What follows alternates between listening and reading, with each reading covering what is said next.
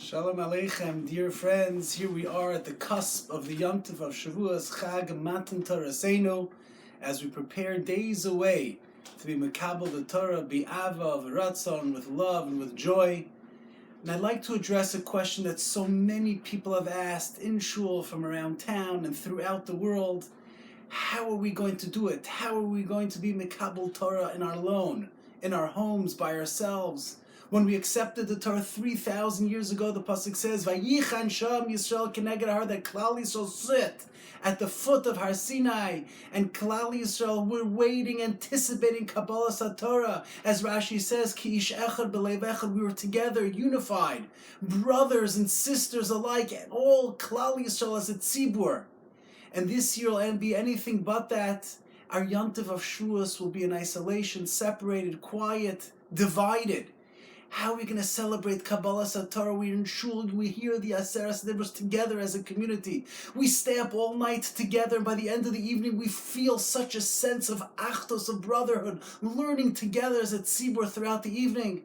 And of course, who could forget the second day of Yom Tov, our dairy kiddush in shul, where we get together, we smile, joyously talking, conversing, guests from out of town, and so many people coming together. And here we are, unable to do that this year. Let's talk about Shavuos, Tafshin Pei. How are we supposed to prepare ourselves? How should we focus? What do we think about? And how do we take advantage of the opportunity that stands before us this coming year, Shavuos? And to answer this question, it dawned upon me a comment of the Netziv, Reb Naftali Tzvi Yehuda Berlin, in his classic work, A Megdavar, and Reb Shimshon Farel Hirsch both have a similar comment in the beginning of Parshas Truma that I would like to share with you. The beginning, of course, of Parshas Truma, as well as all of the Parshios of Truma, Tetzaveh, Kisisa, Vayakil, and Pekudei, deal at great length with the Klei HaMishkan, the Binyan and the Mishkan. And the first of the Kalim to be articulated and described, the tzivui from HaKadosh Baruch Hu to Moshe, is to build the Aron. And the psukim read that one of the first things that you're supposed to do along with building the Aron is vasisa badei atzei shitim. You should build staves. Staves were used to carry the Aron and carry the Klei HaMishkan from place to place and stop to stop throughout the Dor HaMidbar.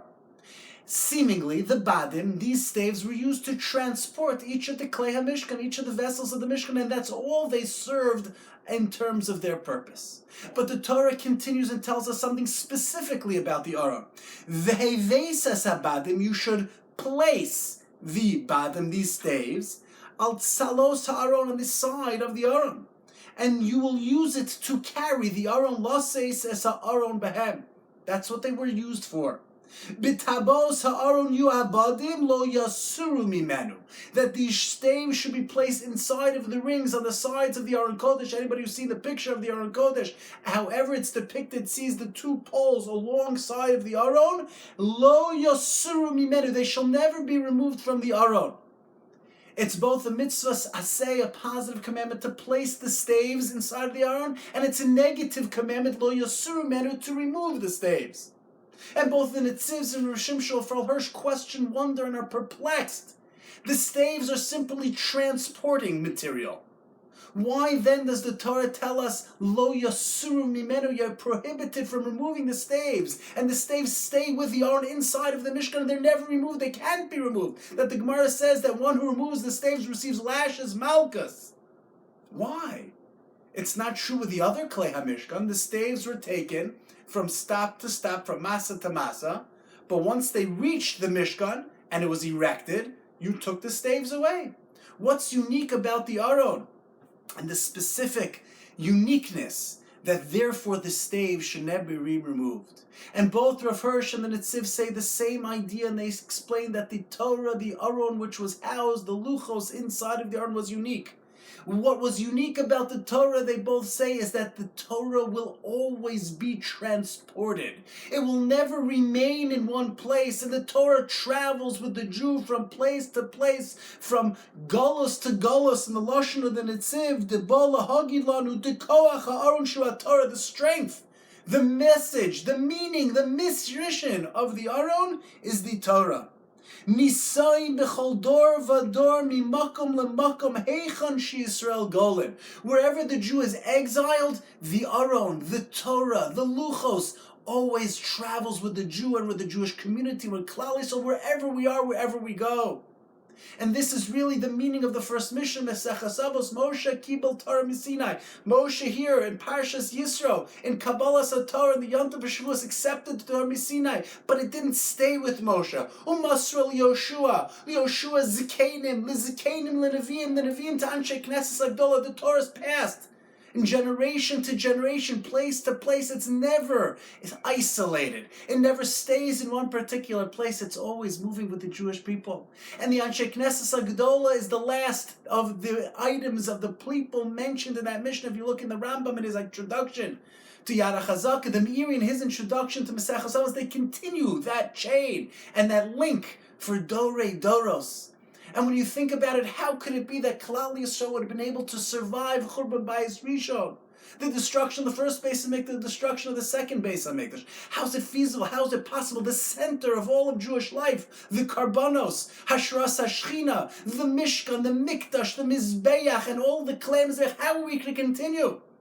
But we went to Bavel, and there we established Surah and Pumpadisa. The Anshe Knesses Agdola, during the destruction of the Beis HaMikdash, established and reorganized and concretized Torah again, that it should never be forgotten. And we see how the Torah was transported from place to place, from Gullus to Gullus. And that continued in the times of the Rishonim.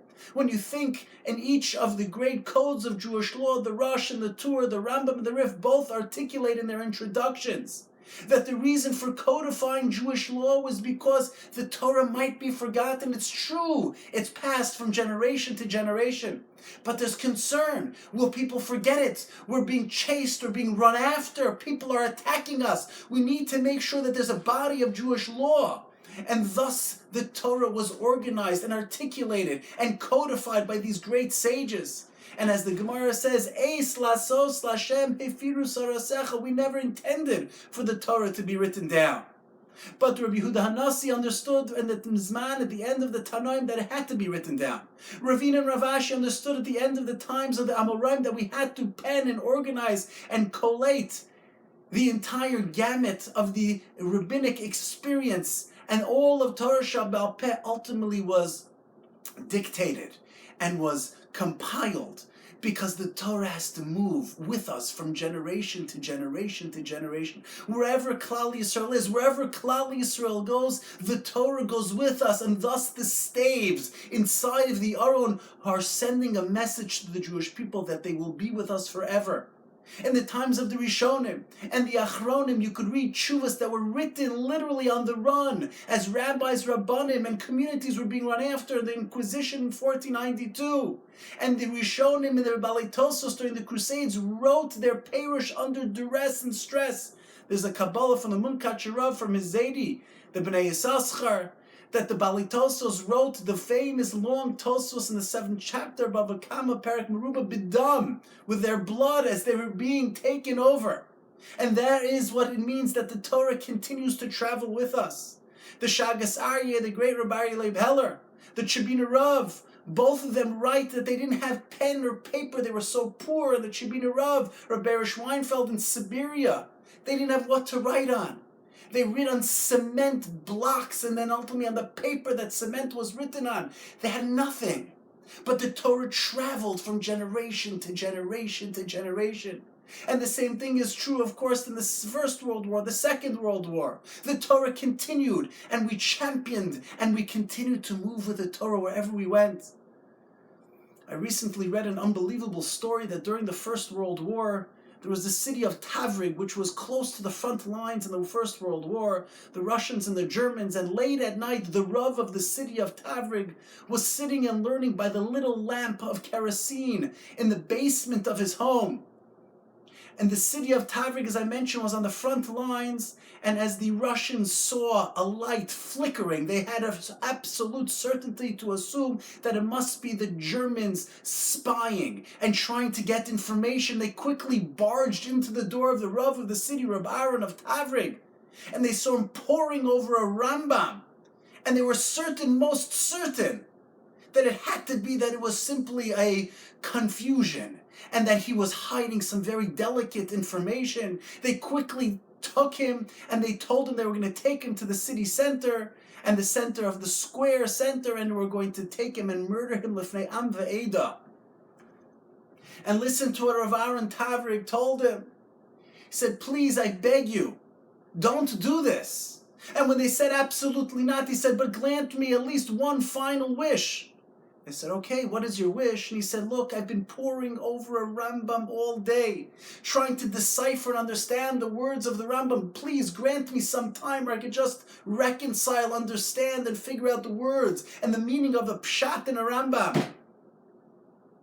And they looked at him totally baffled at the request. They granted his request, and the end of the story is less important than the request of Rav Aaron Tavrig, that some 20 minutes later, the time that they gave him, the Russians heard an explosion, was the Germans coming, and they quickly ran out of the house. Rav Aaron Tavrig was saved. We know this story from the Panovich Rav, who was the Rav in the city of Panovich, and he always recounted the story talking about Klal Yisrael and their connection to the Torah. Kutchabrichu v'araisa chadu, God and the Jewish people and the Torah are one. And we carry the banner, the torch of the Torah from place to place, from city to city, from Galus to Galus, from Bavel to Parasumadai, to Yavan, to Edom. Wherever we go, the Torah is carried with us. And in the Second World War, whether it was in ghettos or concentration camps or in DP camps, we know how much Torah was learned and taught. Stories that we read about in the Warsaw Ghetto, the great Eish Kodesh, Reb Klonimus Kalman Shapiro, would lecture regularly. So much so that he recorded his talks. He didn't think he would survive, and of course he was brutally murdered in the Warsaw Ghetto. But he took his writings and his talks that he gave at Shalashudas, hid them in the ground in a canister, buried them deep in the ground in the ghetto. And several years after the war, miraculously, these canisters and these barrels were found with his writings. And today we have and we own the sefer called the Eish Kodesh, the Holy Flame, the books that were saved from the inferno, and he writes about everything that was taking place then. The Torah was carried into the ghettos. The sefer Sri Eish, the Tshuvos of the great Rabbi Yechiel Yaakov Weinberg, called, entitled Sri Eish, the embers of the ashes, those things that were left behind because so much of his writing was lost during the war, but just a little bit was saved. Sri Eish, the remnants of those ashes, of the flames, of the fires. The Torah was taken with us. I've told you the well-known story. In the DP camp, Rabbi Aaron Paperman, the well-known American soldier, the chaplain who was one of the first on the scene in the DP camps, when he came across a Jew, and Jews would ask, what do you need? What do you need? And when one Jew said, all I need is a Gemara Bava Kama, he said, really, are you sure? And the Jew said to him, yes, all I need is a Bava Kama. The Torah again is traveling from generation to generation, place to place. And we reached the shores of this country after the war, and the development of Torah in the Torah community again blossomed. And slowly but surely it reached outside of the large cities to far-flung places. Community kollalim blossom and developing and reinvigorating cities throughout the cross of the country, the land of America, where there's so much Torah being studied. How proud we should be to watch as the prophetic words of the Netziv and Rav Shimshon Farel Hirsch historically came true. From the First World War to the Second World War, from the Inquisition to the Crusades, from Churban Bayis Rishon to Churban Bayis Sheni, to Galus Parasumadai and to Yavan. Wherever we are, wherever we go, the Torah comes with us and we hold onto it tight, securely. And we pass that torch of Torah from generation to generation. And this Shavuos Tavshin Pei, our holy obligation is to take the staves of the Aron, the Badim, and bring with us the Aron Kodesh to our homes, to our houses, and to continue to hold tight, and to use all the kochos, the energy, the strength, emotionally and physically that we have to be able to continue to learn the Torah, even in difficult times, even though we can't be together for Tikkun Leil Shavuos, we can't be sitting together preparing for Kriyas Hatorah, for Kabbalas Hatorah, to read the Aseres HaDibros together, to daven at Neitzach Chama, to greet the Shechina, and to join together in tfilos, and to say akdamos, and the piyutim, and tfilos of Yom Tov together as a tzibur, and to learn and hear shiurim together. But our challenge this year is just like Jews throughout the generations continue to hold on to the staves, the badim of the Aron, and to pass and to take the Torah, the luchos, the Aron, the Torah shebechsav, the Torah shebe'al peh. Moshe kibel Torah misenim, Misara Yoshua, Yoshua to Zkanim, Zkanim to Nevi'im, to the Anshe Knesses Agdol, and generation to generation, through Rabbi Huda Nasi, and through Ravina and Ravashi, through the times of the Tanoim, the Amoraim, the Rishonim, the Acharonim, up until us, the Mekablei Hatorah, 3,000 years ago. We will take the Badim, we will hold the Aron Kodesh, bring it into our home, infuse our family with the excitement, the passion of Talmud Torah. We have shiurim, we have drashos, we have sfarim, we have so much things that we're missing. In earlier generations, we gave out packages, Pirkei Avos initiative, the Tashlumim Shir that people could learn about Kriyas HaTorah. What are we going to do when we get back to shul? How many parshios will we read? Will we read them? Will we not read them? There's so much to learn. And there's so much opportunity to enjoy the Yom Tov. Ein simcha. We should be joyous, we should be happy. We should be so thankful to HaKadosh Baruch Hu that He gave us the Yom Tov as a matana, as a present, to reinvigorate ourselves, to inspire ourselves, to learn and to be together with our mishpachos, our families, and to be mekabel the Torah in a different way. But if we can be mekabel the Torah, be yechidus, alone, separated, then be'ezras Hashem Yisbarach, we are never alone. And together we will come out of this stronger, more unified. And the Kabbalas Hatorah, Vayichan Sham Yisrael Kineged Har Ki Ish Echad B'Leiv Echad, one heart, one people, one nation. Yes, we're separated, we're never alone. HaKadosh Baruch Hu is with us. Talmud Torah unifies us, it connects us. And yes, this Shavuos will be a bit more challenging. But know well that we are together, HaKadosh Baruch Hu is with us, communities are with us.